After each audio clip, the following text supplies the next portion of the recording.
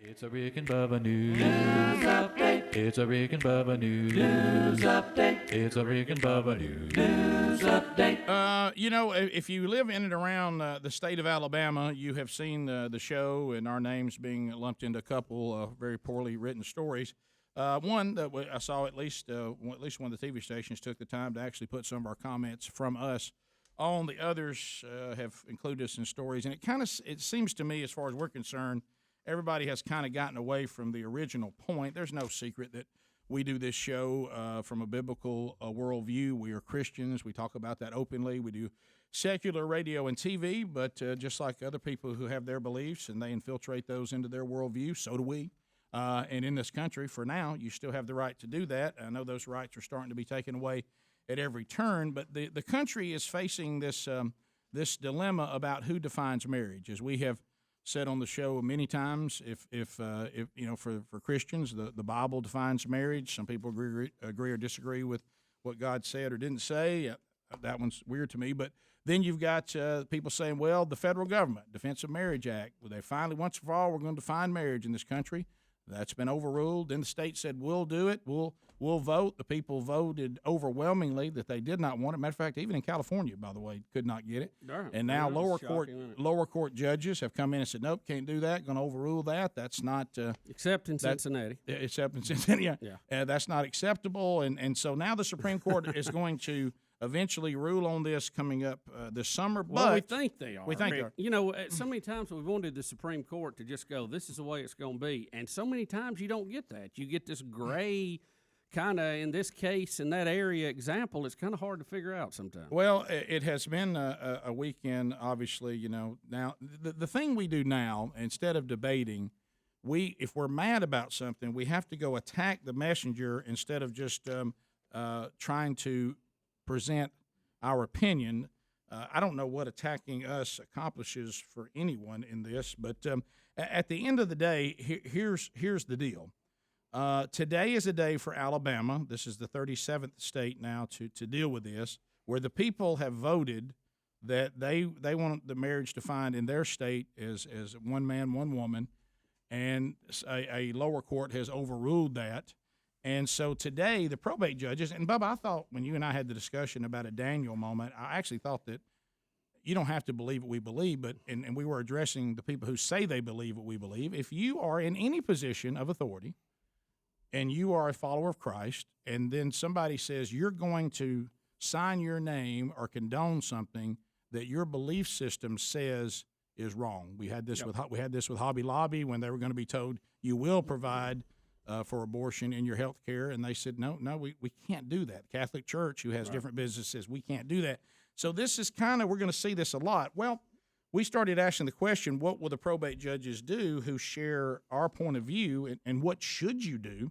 And how about even within the church, there's not agreement. But today, it kind of has taken a different turn. We've got 3 that have sent us their press releases today that are not going to do the marriages or even sign the license. And they're, of course, talking about their religious convictions, but they're saying, also, we don't recognize the authority of this lower court over us. And now, well, it was a federal court. That's where all this gets crazy. Right. And if the issue itself, Rick, is not intriguing enough, right, and it is. Now you have democracy in action. Right. Okay, you have the state courts and you have the federal court, and this is not the first time we've seen a conflict between the two. And it goes back to the Constitution and, what does the federal government have the right to do? What do they not have the right to do? Right. The Constitution that everybody loves to quote is a limiting document.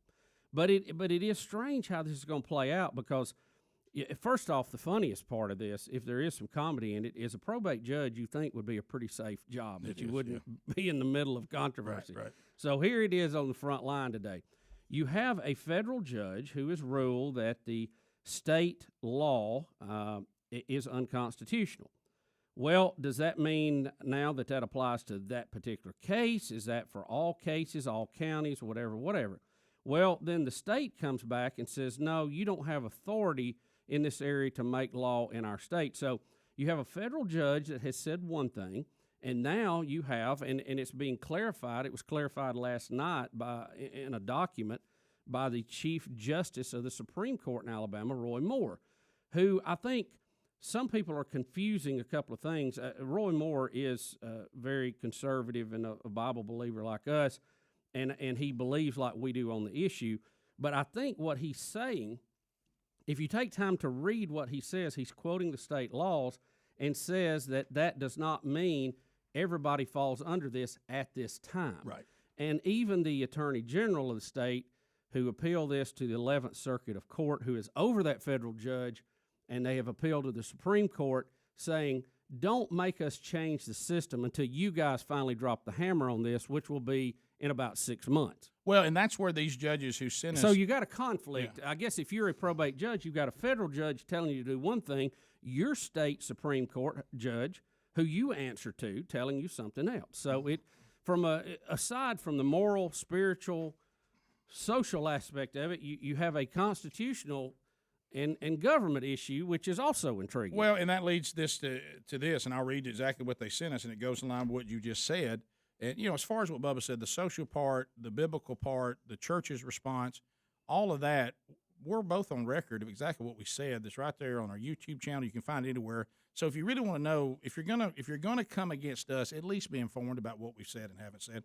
A lot of people have been adding stuff and doing commentary and whatever and lumping us in places where, frankly, we never said or never did. But anyway, so here is, and by the way, the judges who will not do it today in Alabama, this is one thing that finally has been bipartisan.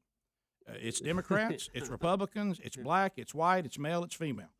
This is Judge Valerie Davis. She says that she will not hand out any license today of any kind. If you're seeking a license, you can do that at any probate judge's office in the state that decides they want to offer that service. The law does not require that a marriage license be bought in the county of residency. She says, I do not think I'm required to compromise my religious beliefs to be a probate judge.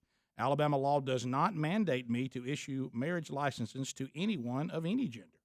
And she says, my Christian beliefs were made known before the voters of Clark County decided to honor me as a probate judge. I believe the marriage was ordained by God to unite man and woman as husband and wife.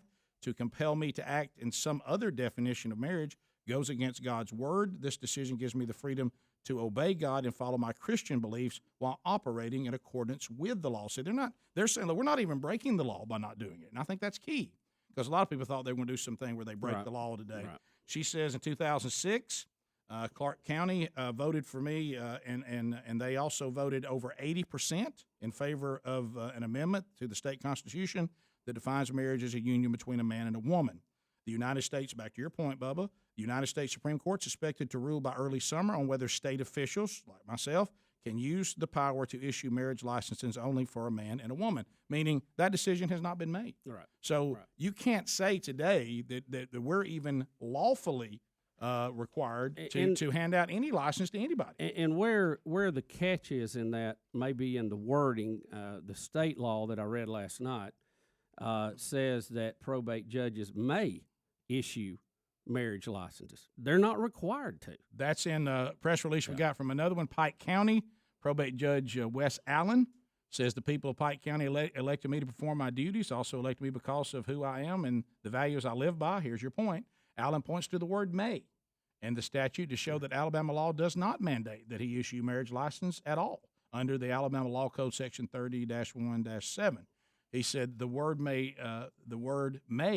implies I have a choice. At this time, I'm exercising my right to choose not to issue any marriage license to anyone. He said he also talks about the Religious Freedom Act. Government shall not burden a person's freedom of religion. This applies to all government rules and implications. He said the United States government also has their own version, not just our state version, but the Religious Freedom Restoration Act. It gives the ability of the government to burden the free exercise by citizens, or cannot burden them of their religious beliefs. I believe that the Alabama Constitution and the federal law protect my right to both live my life as a Christian and perform my elected duties. I don't have to choose one or the other. And so this is the point. Then another one we got was from Nick Williams, probate judge of Washington County, and he pretty much hits the same points. And he even quotes some cases that have already proven that they do not have to do that today. Well, I appreciate their stand. I really do. And not an easy one to make. I know certainly one they didn't think they were going to be in the middle of as a firestorm as a probate judge. But you know, and while that may be lawfully a way to get around it today, Right. I really think it's a sidestep that is not going to have a long-term I agree. fix to this. I agree. And it really is going to get down to even a bigger question, if I can just go Bubba nutshell on this, so to speak. The way we act and the way that we govern ourselves as people, will we go by God's example? Will we go by man's example? And if we go by man's example, are we going to let majority rule? Are we going to let the majority rule, or will all laws and everything we do be dictated by a federal judge at some place? I don't know. I don't have the answer for that. It's a great question, and I think you got to be fair if you want to argue the thing and get away from the name calling and hate and all. Hate ain't in it. That ain't part of it. You know, how are we supposed to function as a society in America with the Constitution as our guide? And I got emails in discussing this with people that said, well, the federal judge overrules everything. Well, by saying that, you're telling me a federal judge is a dictator. Right. They can say whatever they say, we have to go with. Right. Well, if federal judges are the final word in everything, why do we even have state judges? Right. Why are we wasting time with them? Let's save that budget, get rid of them. Yeah. But the point was, it was not supposed to be all dictated from Washington. I don't know. It gets very complicated, and it really goes to the heart of our democracy. And that's where it is today in Alabama. We'll be back. Rick and Bubba, Rick and Bubba.